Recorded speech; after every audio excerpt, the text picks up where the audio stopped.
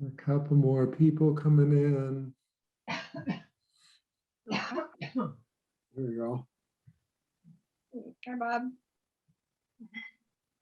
Roberto.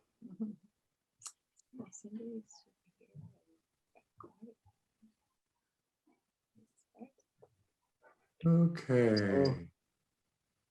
There's Claudia. I thought you would be here. Yeah. Hi, Hi. Hello. beautiful day today. Oh, it's gosh. glorious. Yeah, very nice out. It's gonna get all the way up to 70. Whoa. No, I'm hanging my Tropics. washing on. San Diego weather finally returning. It's returning. But we had to be a little bit empathetic with Mhm. Texas. And Yes. Yeah. Yes. you just put on another blanket and pray for Texas. Yeah. Indeed so. Okay, I think traffic has slowed down coming in. So Gertrude, are you about ready? I am ready, and I want to say hello, and I'm so grateful for all of you being here. Today, I want a lot of response from you because I think you're going to produce the first Sunday's forum. Sorry. It occurs to me that the very fact that we're meeting this way is pretty bizarre. Think about that. I mean, we've had a lot. We're all tired from zooming around. But at the same time, this is what's happened to community. We've all been sent to our rooms by God and told to think things over. And here we are. This is a very peculiar Lent because we've been at it for a whole year. We've had a Lent for a year, haven't we? Sort of, yeah. We have been given this peculiar time like we've never experienced before to have a look-see at who we are and what's going on. How often have we heard people say, well, can't wait to get back to normal? But maybe normal wasn't right. Maybe that's the problem. This woman, Arundhati Roy, says, what is this thing that's happened to us? It's a virus, yes. In and of itself, it holds no moral brief, but it is definitely more than a virus. It has made the mighty kneel and brought the world to a halt like nothing else could.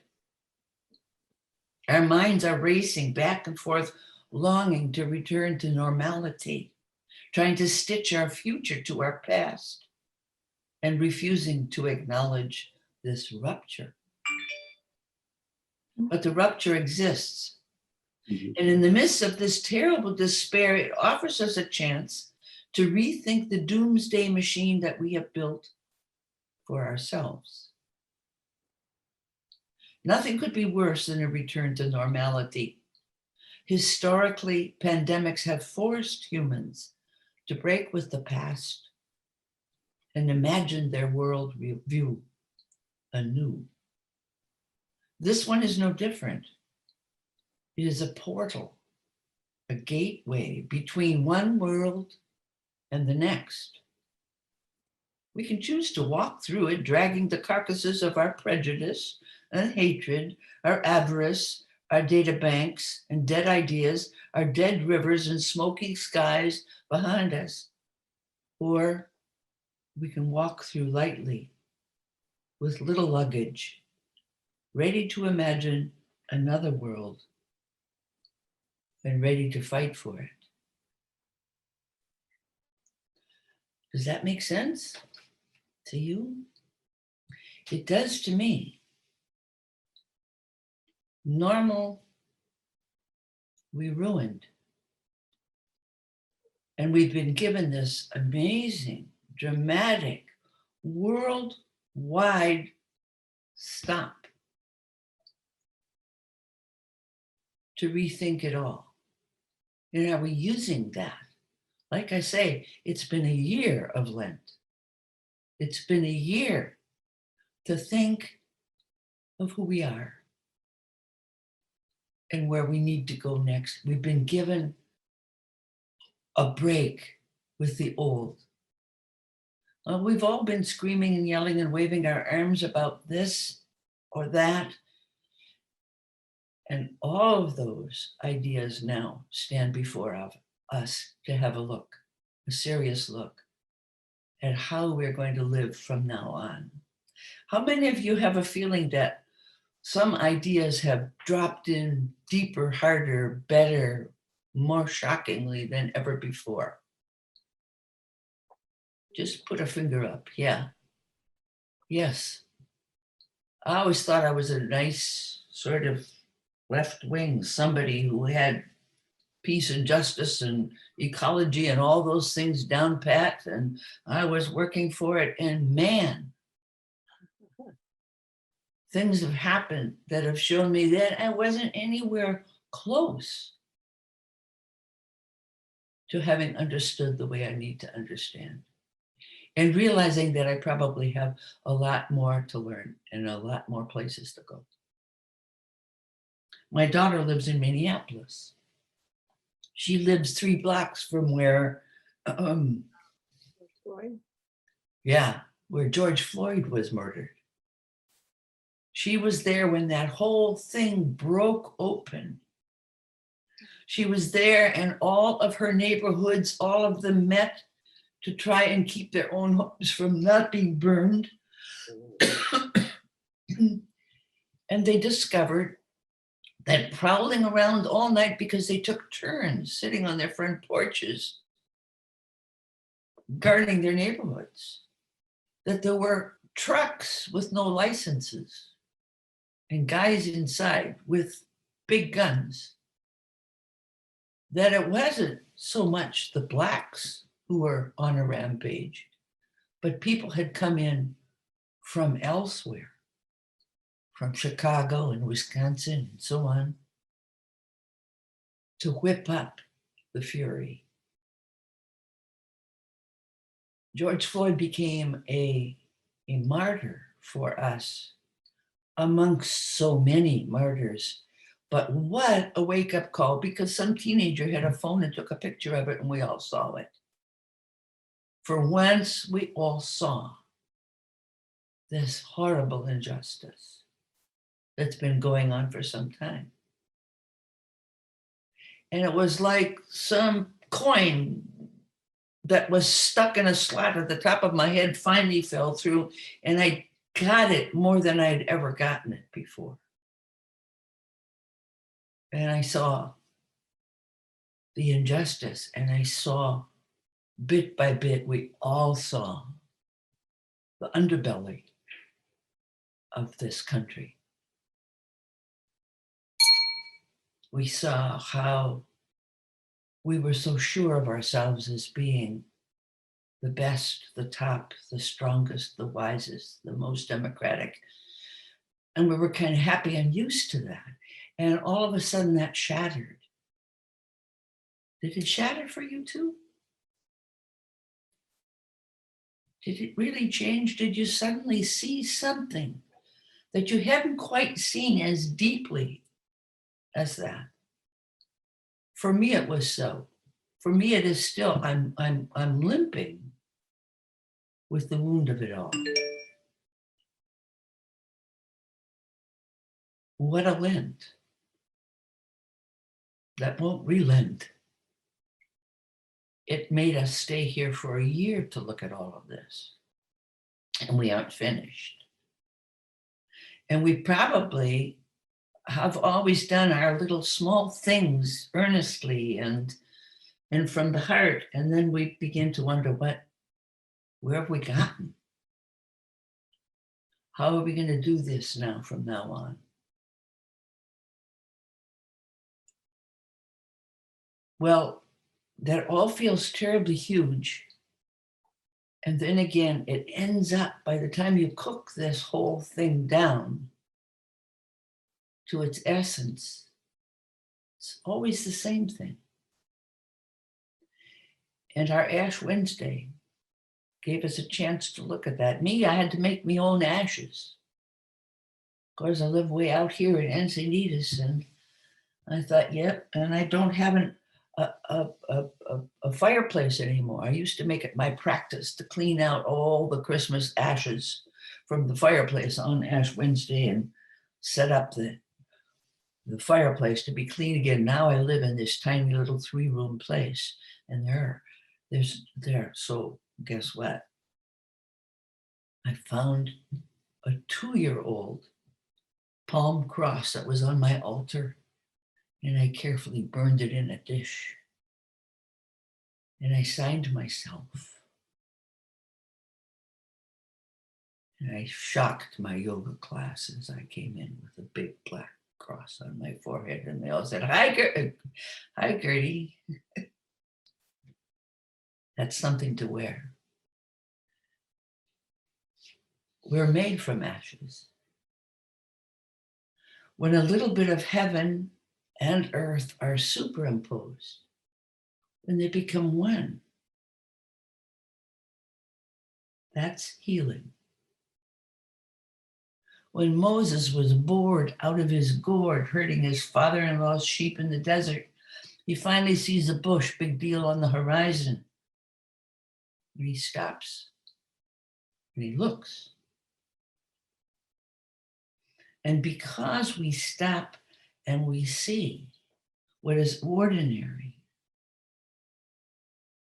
and we look at this ordinary thing, when we stop being bored or preoccupied, behold,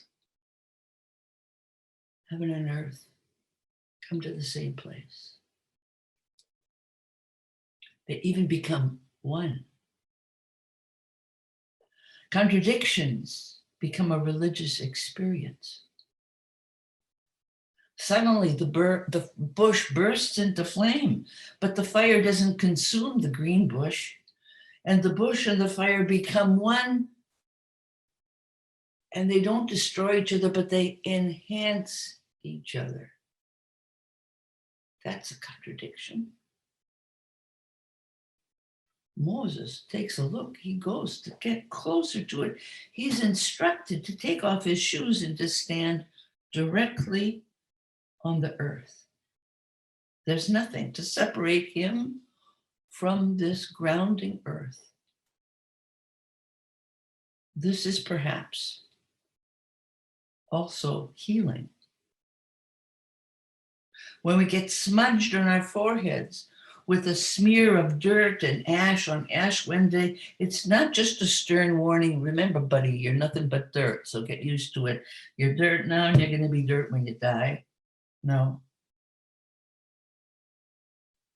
It's a reminder that between ashes A and ashes B, we need to remember to empty ourselves of any pretense at playing God.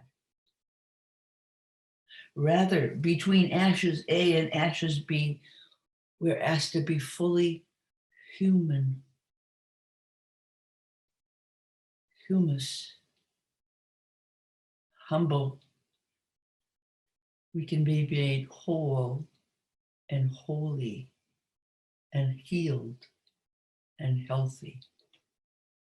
All those words are related. To be human and the carrier of the divine is to be really human, really human. And our humanity is something to be honored and respected. The ordinary bushes in the desert times of our lives are invitations. We've been stuck at home for a year. We're invited to stop and look and rehear. It is the sunsets, the birdsong, the baby babbling, and beauty. And suddenly we know who we are.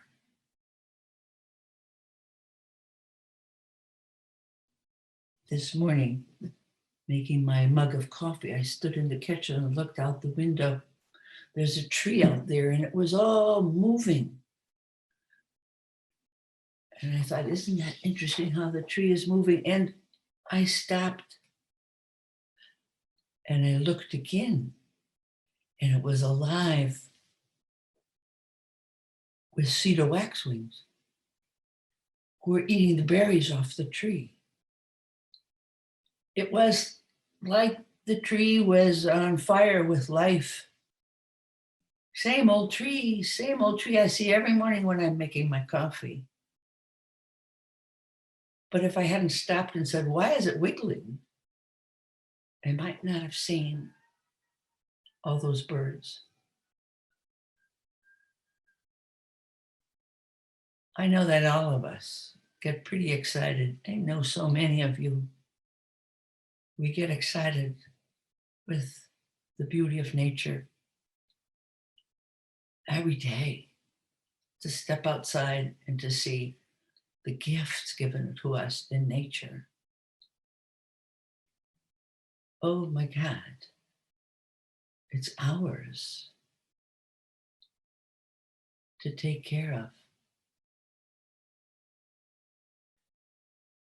It's our gift. And we've been asked, would you just stop for a minute? Would you take a look at this? Would you take a deep look at it and see that heaven and earth are in the same place? That heaven isn't just a lollipop that we get at the end of our lives if we've been behaved and kept all the laws. No, we've been invited to put heaven and earth in the same place and to see how they can enhance and enliven each other.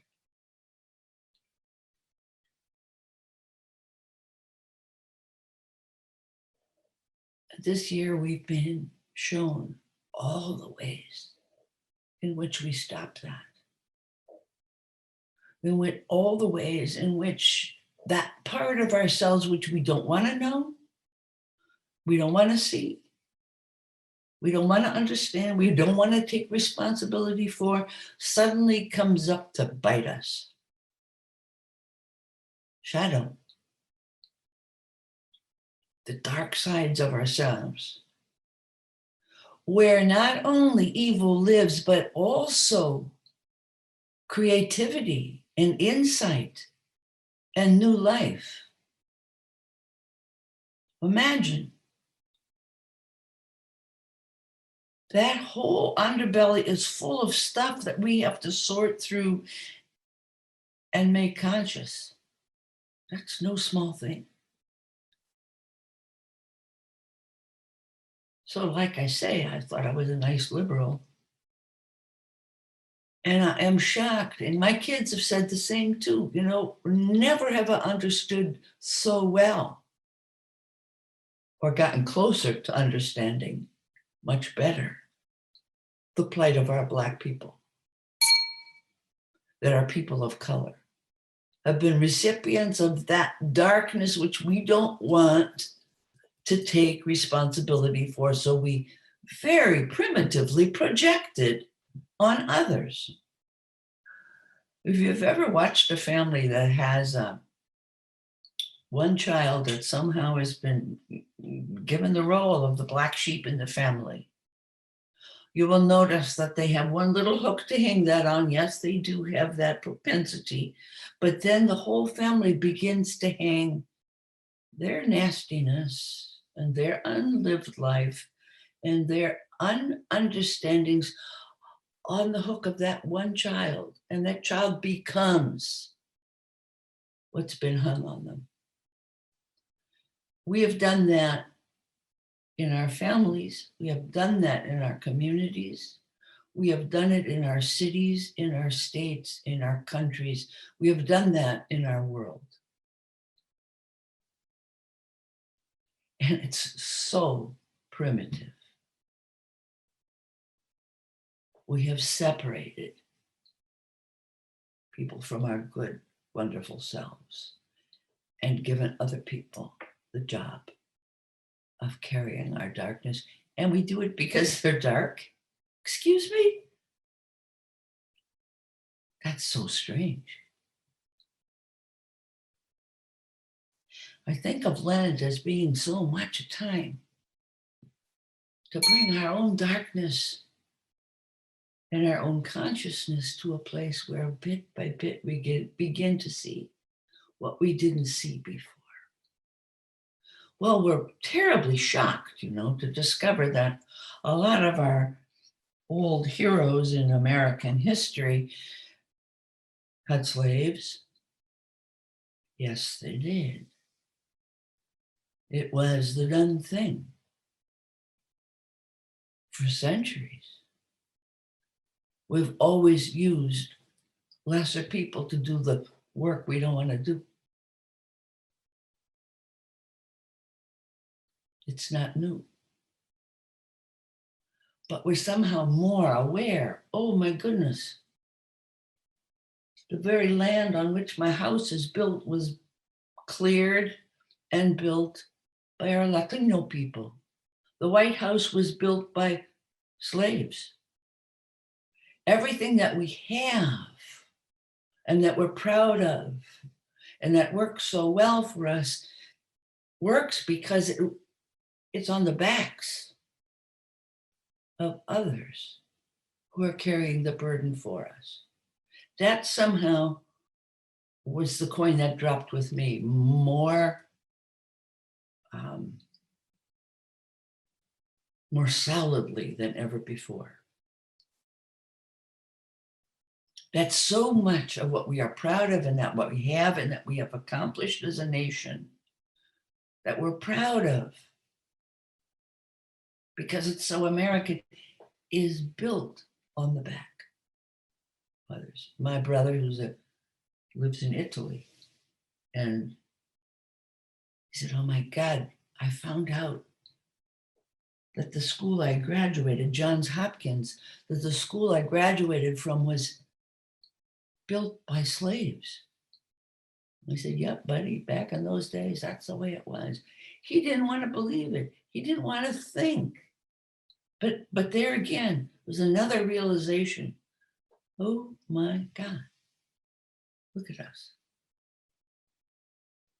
And we stand back here in history and look at how America was built, but do we turn around and look at how it continues to be built? I mean, who picked the coffee for our mugs this morning? Who sorted and roasted all the beans? Who has been tending hillsides of coffee beans for us? And earning very little in that process. All the ways in which, and the Leafs will tell you because they work at that so hard, how many of the things that we can't possibly do without comes to us on the backs of others. We worry about sending our children to good universities, good colleges, so they get a good education, so they can have a good career. Would they ever go and pick coffee beans in Central America? Would they go and pull carrots or pick lettuce for us? We certainly hope not. But why? Why is that left to a segment of our society even today? One day, I think our great grandkids are going to come and say to us, hey, Grandpa, Grandma, is it true you ate animals? You skinned them and roasted them?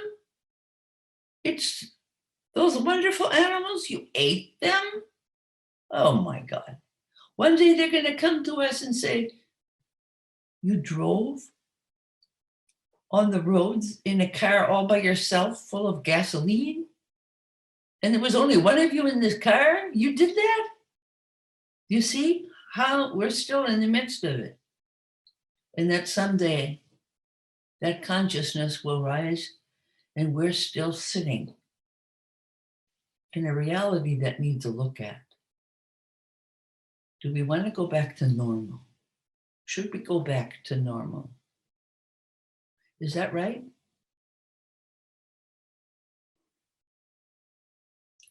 I'd like to ask you who want to say something to shut off your silencer there and make a contribution, something that has struck you during this time of pandemic. How does it strike you that we should, as a whole world,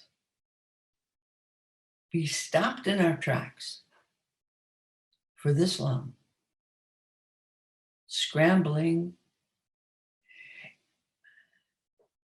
and responding and reacting? Anything come up with you in this time that feels stunning, new, deeper? Nobody. Okay, for you. I've been struck by the fact that almost nothing that we've built works. It's all so fragile, and when it comes to a halt, you start to see what's propping it all up. It's so fragile. So fragile. Indeed, it's all coming to bits now at once, or will. That's true. These bridges that we cross without ever thinking twice about. And who's going to fix that? Yeah, some engineers who went to university, perhaps.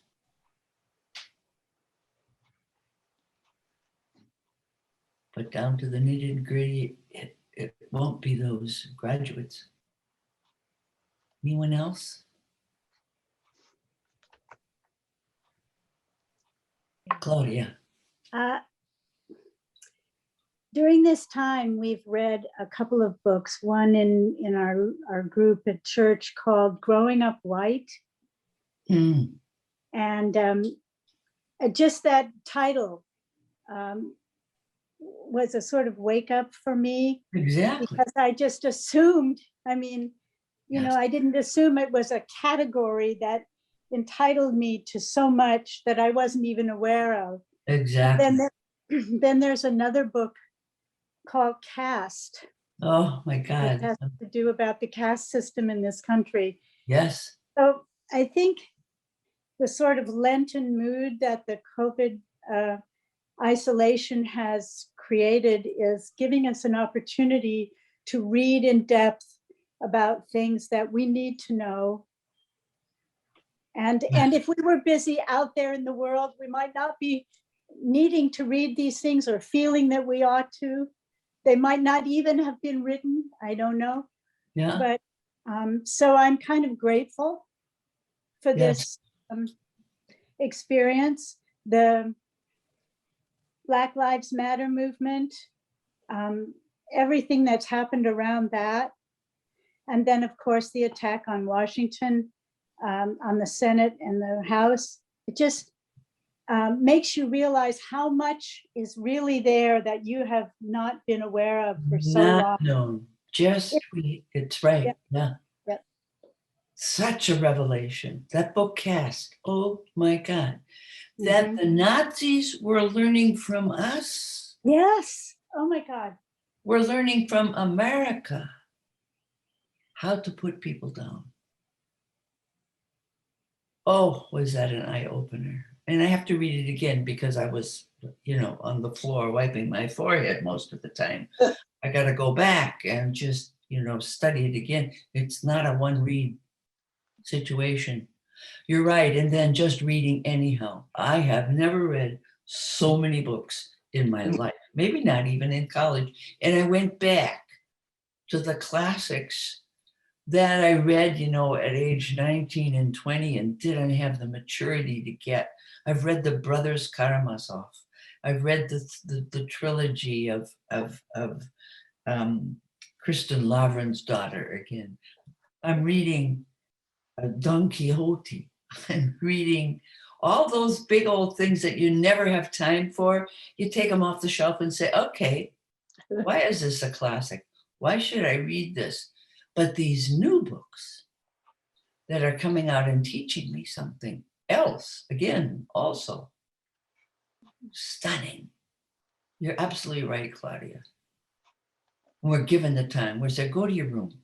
Go to Yeah, your room. Barbell always says that. Go to your room. Yes. Yeah. I really like, Was a secret. Yeah. I really like, Oh, can't hear you, Barbara. Barbara, you're, oh, can you hear me now? Yep.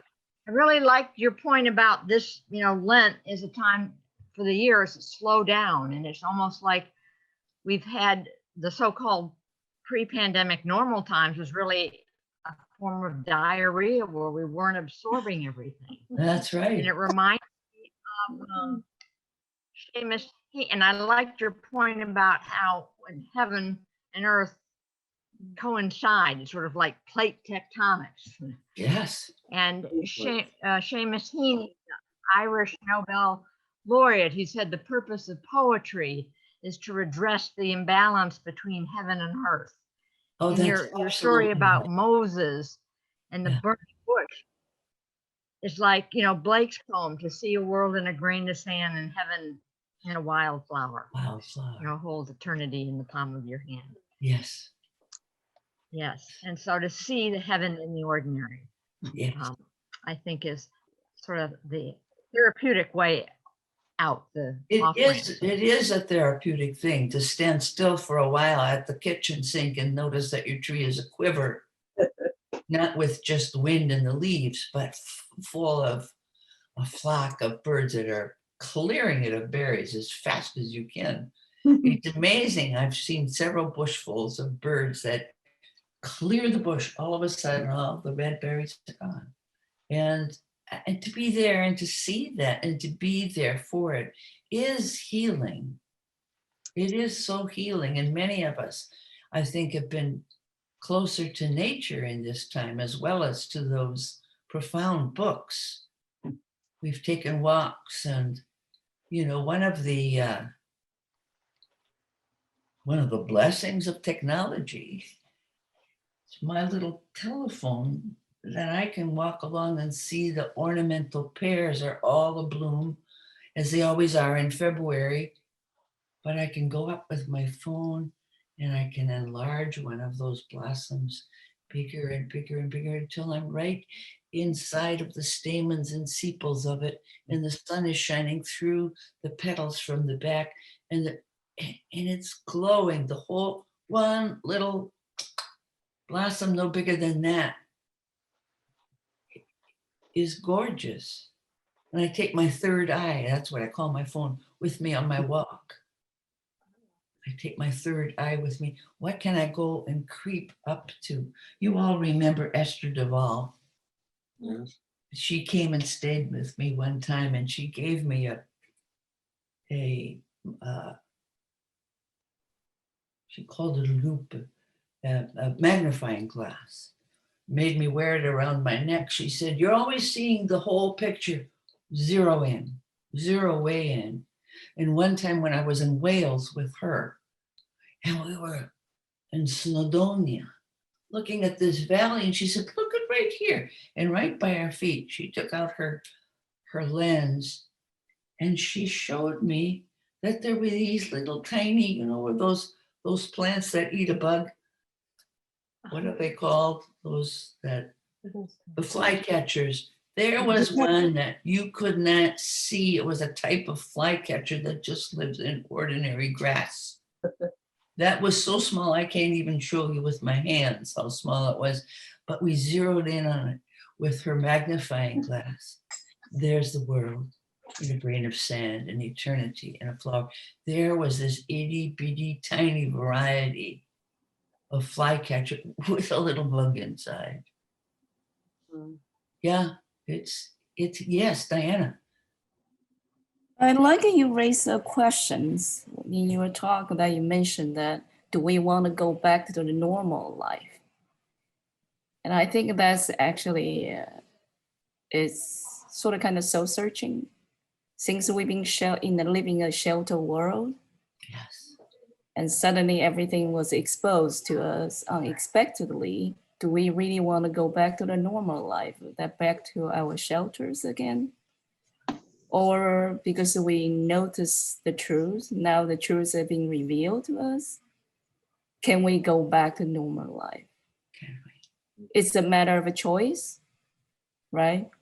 Yeah, is it? I don't know if we can choose.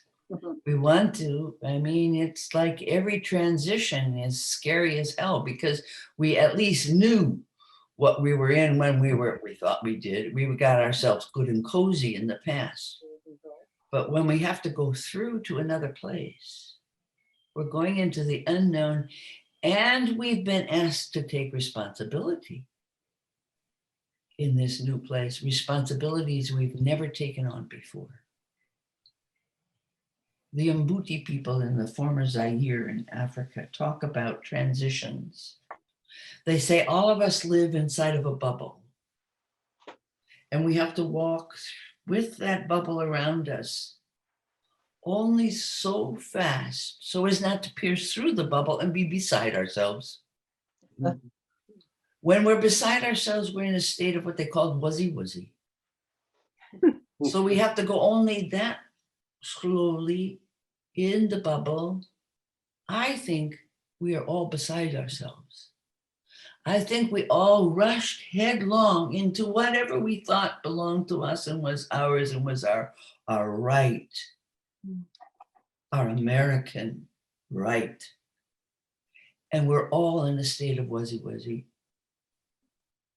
And My wuzzy, what struck me with sacred ground studies, particularly, was the white privilege concept, which is not a concept, it's a reality.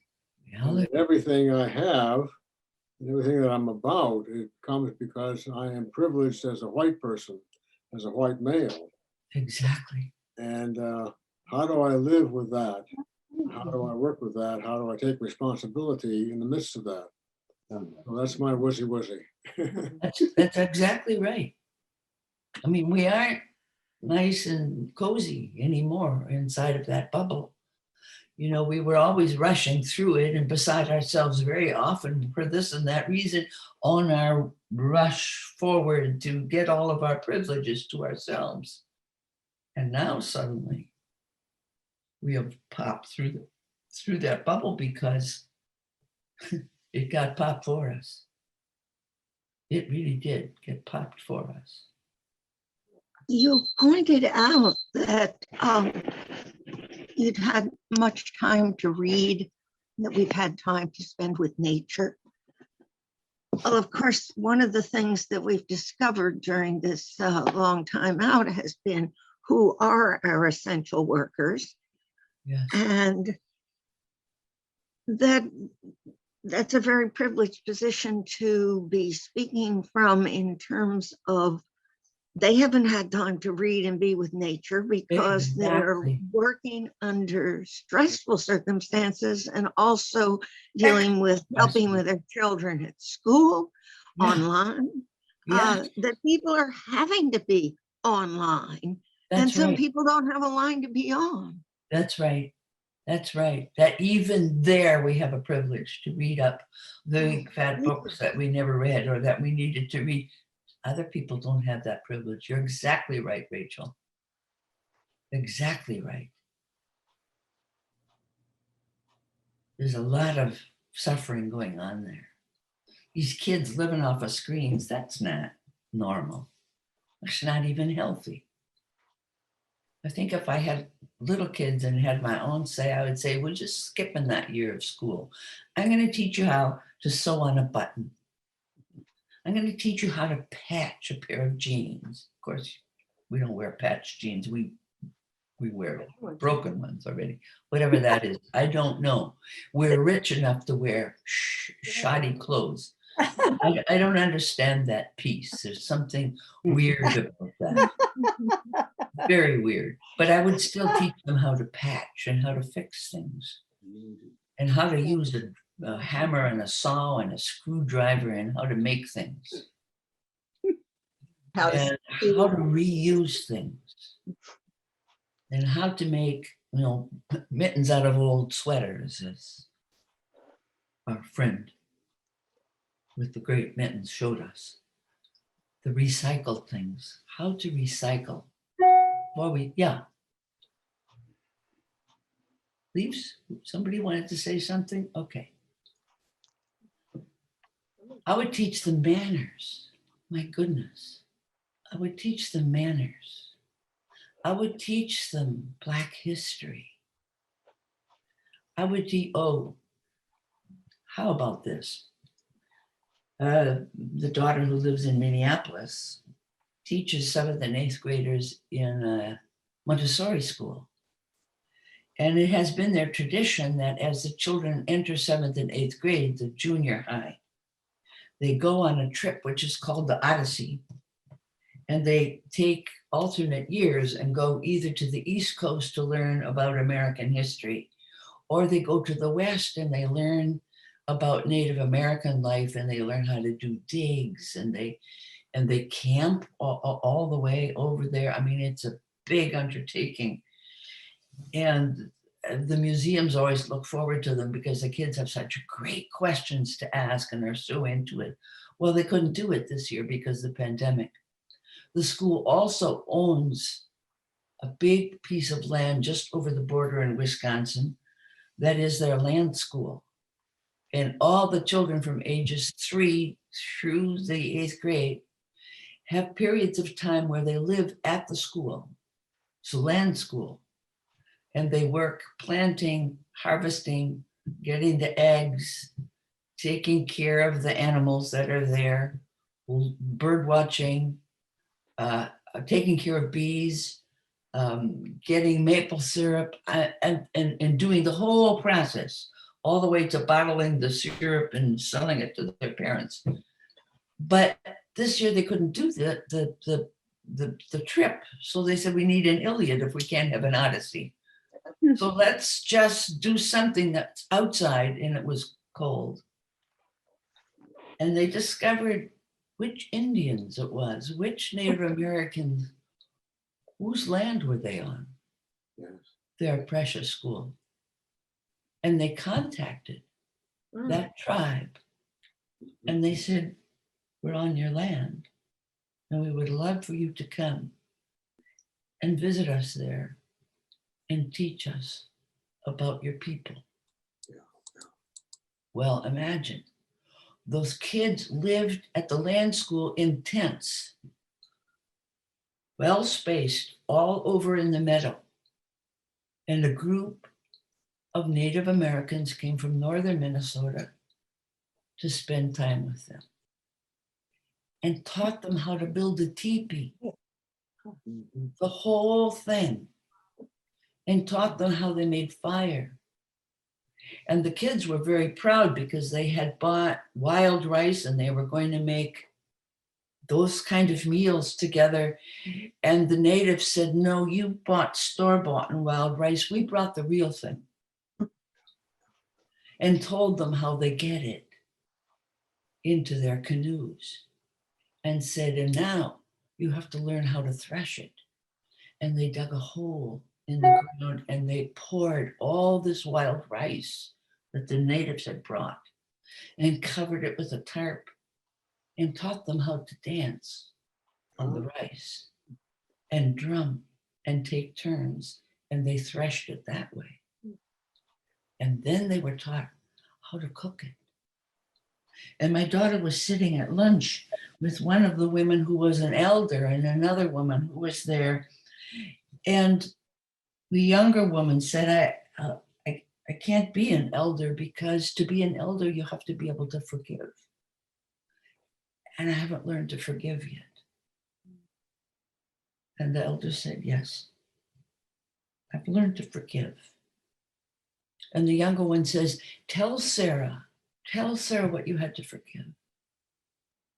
And the older woman, the elder, said, I was living with my grandmother and grandfather in our reservation, and my my grandmother died. So they took me away from my grandfather and they put me in Canada in one of those re-education orphanages. And one day they took 3 of us, 2 boys and myself, and they handcuffed us behind our backs and they led us to a lake. And one by one, they said we had to cross the lake and meet them at another spot. And the first boy crossed and fell through the ice and perished. And the second boy was sent, and she saw what was coming for her. She turned around and ran. And she ran and she ran until she came to a group of Native Americans, to their places, and she told them, and they hid her under the mattress, under the blankets, under everything. And when the authorities came, they gave them money and said, you find her and give her back to us. And when they left, they had destroyed all her footprints and so on. They told her, now you have to run again, and you have to go due west, just stay west, and you will come to your own people. And she ran until she came there. Well, I mean, that's within our lifetimes, our lifetimes. I never knew that. And then oddly, their ceremonial place is right by the Minnesota River, not too far from where I grew up and where my parents are buried. There's a very old graveyard there. So Sarah said I had to go and look at that land, and I discovered that where their ceremonial circle was, I could see right straight through to the cemetery, to where Oma and Opa are buried. And then I get an email from a Lutheran pastor, a woman in Minnesota, who asks me to speak to her congregation. It was during Advent. She says, we live in Mendota, you know, and we found out that we're on native land and we want to give it back to them. Same thing, same place. All of that came to me in this pandemic that I knew nothing about. Land I grew up on, land where my old parents are buried, land where my daughter goes back to see and has become friends with that particular nation. And meanwhile, I'm being asked, oddly enough, by a group of nuns in Louisville who have a thing called Water with Blessings. They give filters and buckets and a whole system to purify water for poor people all over the globe. They're in Africa, they're in Central America, and they were with the Navajos just this past fall. And the Navajos were losing their elders faster to the pandemic than any, and were grieving because it's the old people who have the stories. It's the old people who have the language and teach it. And the nuns were giving a system of purifying water to the Navajos because they had to buy water. So this nun said to me, would you illustrate the instruction book, but make it with Native Americans in it? Well, I did. And then we had one of these things, one of these Zoom meetings with Native Americans. We're very quiet over in their little corners, and others talking about how the project is working. And finally, one woman said, you knew our herbs. Thank you for putting in our herbs. But you didn't make the tobacco leaves big enough. I said, thank you, that's good to know. And then an old man up in the corner said, You are very humble. You gave us a gift from your heart. You did not look down on us, but saw your job as a privilege. Thank you. Wow. All of this, all these very new experiences, all because of a pandemic.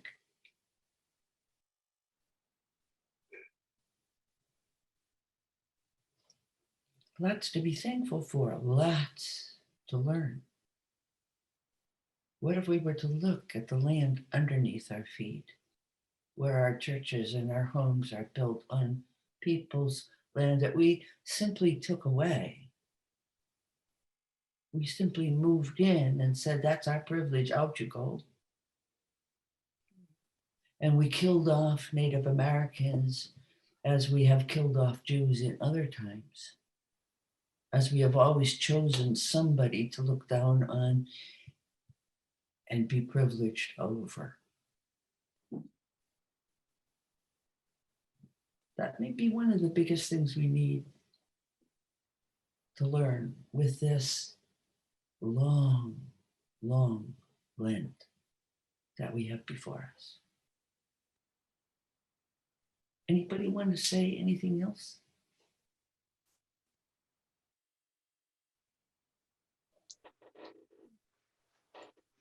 It's okay. I wanted to say one thing, Gertrude.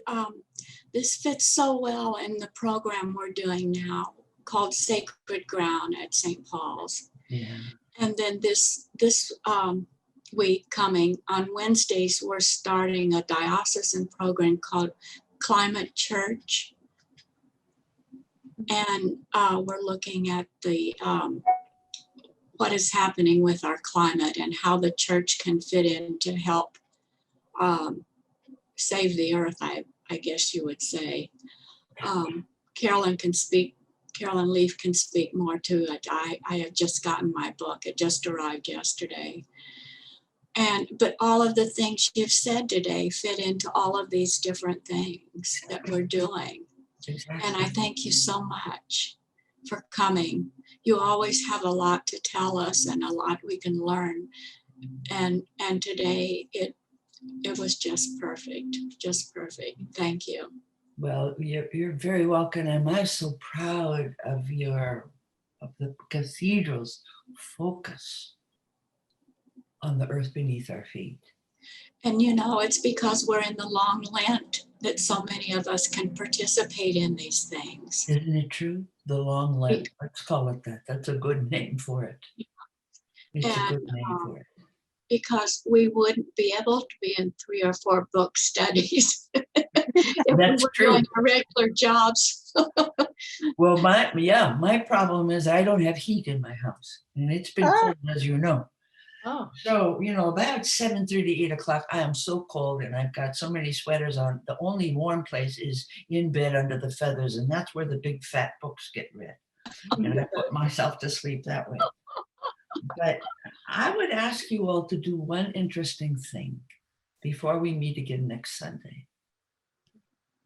The Native Americans are convinced that we need, and wasn't Moses also asked, to stand with bare feet on the ground. And you go out and find some place to go with your bare feet for a few minutes and thank the earth that supports and holds us. And at another time when I was giving a talk in Minnesota, there was a Native American there with the big long skirt and her hair all flowing. And I'm talking to, I think they were Lutherans or Episcopalians, everybody white, everybody nice and proper and all that.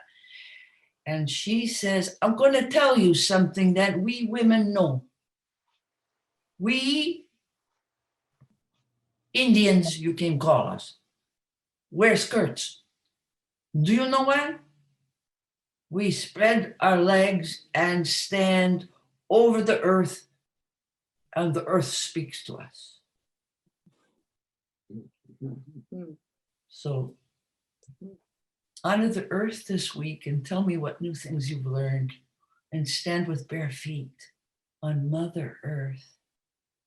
And you guys, I'm sure the Leafs have read the Pope's encyclical Laudate Si, which is beautiful and right on. That's a good one to read. I love you all. Thank you for your attention. Your you. Thank you, sweetness. Gertrude. Happy Sunday. Mhm. Happy Sunday. Relent.